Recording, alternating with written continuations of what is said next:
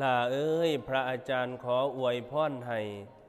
หมู่เจ้าทั้งหลายเดินทางกลับบ้านกลับเฮือนหาพ่อหาแม่ในช่วงปีใหม่นี้ให้ตลอดปลอดภัยปราศจากภัยอันตรายทั้งปวงสิ่งใดบ่ดีอย่ามากรรมมากายล่าเอ้ยขับรถขับล่าอย่าได้ประมาทกับชีวิตของตนให้ลามีสติเหล้ายาปลาปิ้งบักลาก็อย่าไปกินเด้อล่ะเด้อขับรถขับล่าเดี๋ยวสิเกิดเพศภัยอันตรายแก่ชีวิตเฮาล่าเอ้ยปีใหม่ผู้ใดก็กลับไปยามพอยามเมียรถล่ามาเรียนก็หลายคันเพราะฉะนั้นขับรถขับล่าให้ลามีสติอย่าถ้าขับเร็วอย่าถ้าไปไวให้ไปพ่อดามพ่อดีกินข้าวก็กินให้อิ่มปกติเหล้ายาปลาปิ่งพระอาจารย์ขอบิณฑบาตได้หลายลูกหลา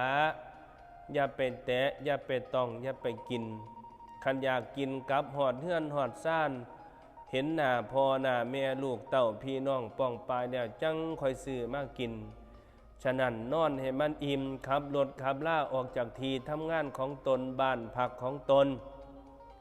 กลับสู่ถิ่นฐานบ้านเกิดในปีใหม่นี้ให้ระมัดระวังให้ใส่สติในการเดินทางล่ะเอ้ยอย่าสะขาดสติขันร่างกายตนเองบ่ไหวก็ให้หมู่ครับแทนค่อยๆเป็นค่อยๆไปค่อยๆมาล่ะคิดเบิ่งคนที่อยู่เบื้องหลังเฮาเนี่ยคนที่อยู่ทางข้างเฮาเนี่ยคนที่มานำเฮานี่มีอีกหลายชีวิตทุกๆคนฝากไว้กับล่าผู้ขับรถขับล่าอย่าได้ประมาทอย่าได้เอาแต่ใจหมู่บอกเพื่อนบอกคนที่รักบอกก็ให้ฟังกันอย่าเครียดอย่าขมและอย่าใส่อารมณ์ร้อนอารมณ์โกรธอารมณ์โมโหมันบ่สามารถทำให้เฮาได้สำเร็จดอกมิตรพังยับเยินฉะนั้นต้องใจเย็นและมีสติในการเดินทางพระอาจารย์ขออวยพรให้ทุกท่านที่เดินทางในช่วงปีใหม่นี้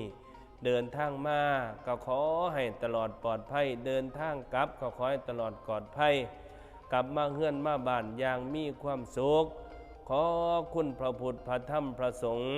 จงได้ปกปักรักษาคุณศีลคนทานได้ปกปักลาให้อยู่รอดตลอดปลอดภัยเดินทางหาพ่อหาเมียบ้านเมียสองกลับคืน